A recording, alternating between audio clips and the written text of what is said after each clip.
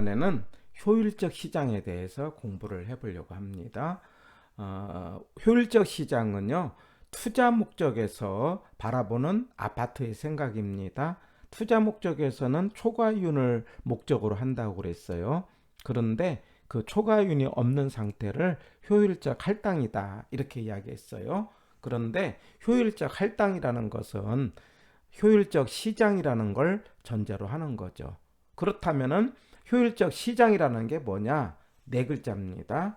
정보가 즉각적으로 가치에 반영됐다. 이렇게요. 다시 효율적 시장 정의 네 글자. 정보가 즉각적으로 가치에 반영됐다. 이렇게 이야기하는데 이때 부동산의 가치의 정의는요. 세 글자입니다. 소유권에 대한 장래 이익의 현재 가치 이렇게 이야기를 해요.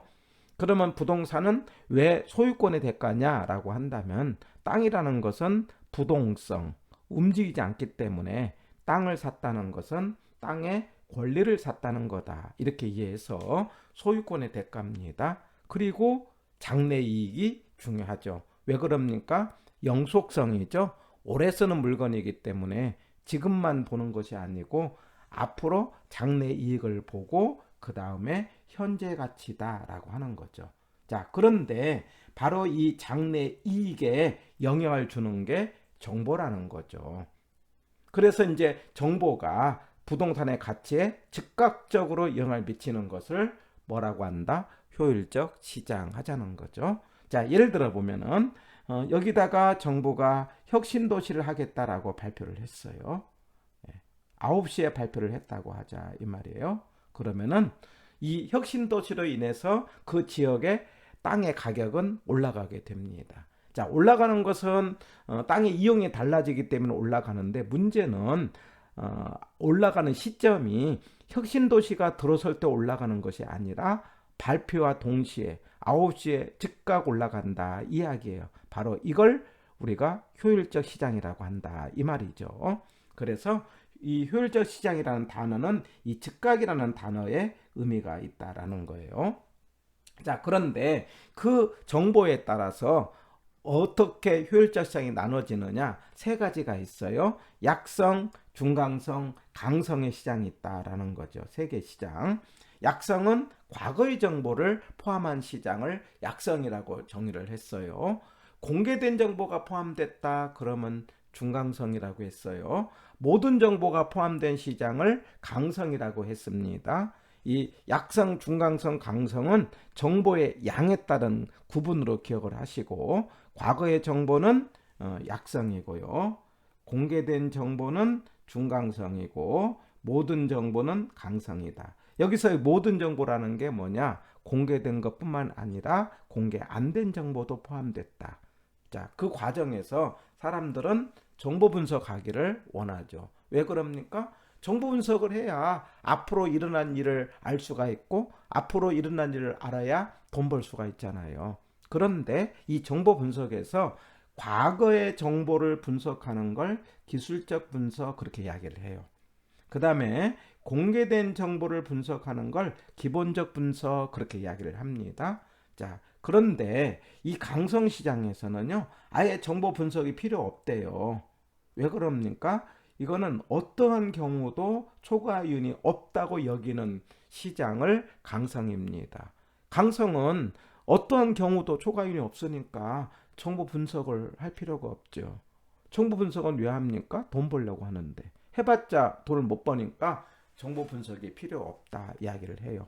그런데 현실에서는요, 나만 알고 다른 사람이 모르는 정보가 있으면 돈 벌 수 있거든요. 그렇기 때문에 강성은요, 현실에 존재하지 않고 현실은 어디까지만 있느냐? 중강성까지만 있다. 이렇게 문제를 풉니다. 가장 이상적인 시장이고 완전 경쟁 시장에 가장 부합되는 시장이다. 이렇게 이야기를 합니다. 그래서 현실은 약성과 중강성만 있다. 이렇게 푸는데 그런데 문제는 이 약성에서도 기술적 분석을 하더라도 초과이윤이 없다. 이렇게요. 그 다음에 중강성에서 기본적 분석을 하더라도 초과이윤이 없다. 이렇게 문제를 풉니다. 자, 이게 무슨 말이냐? 밑에 그림을 갖고 이해를 하시면은요.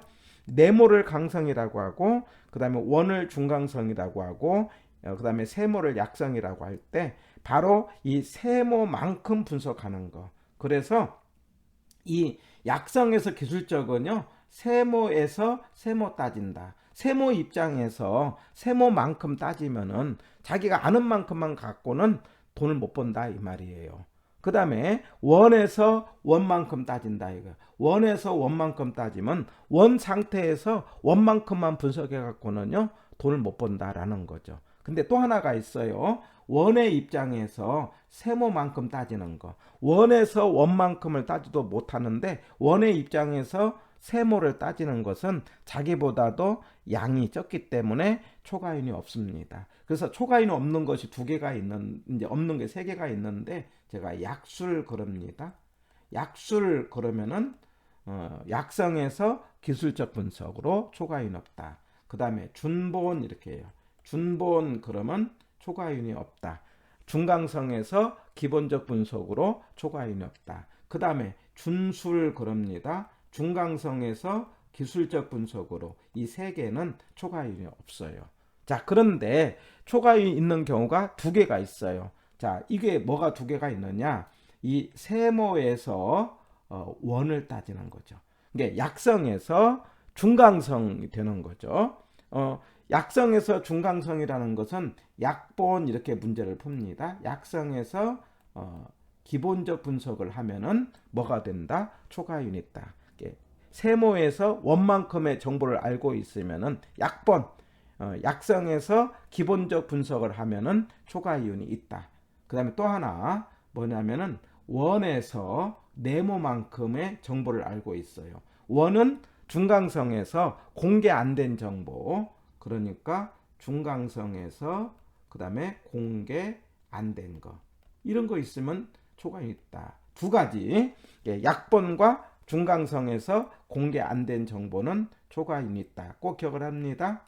그래서 이 효율적 시장에서는 본질적으로는 초과인이 없다는 걸 강조를 하는 겁니다. 그러나 초과인이 있는 경우 두 개, 뭡니까?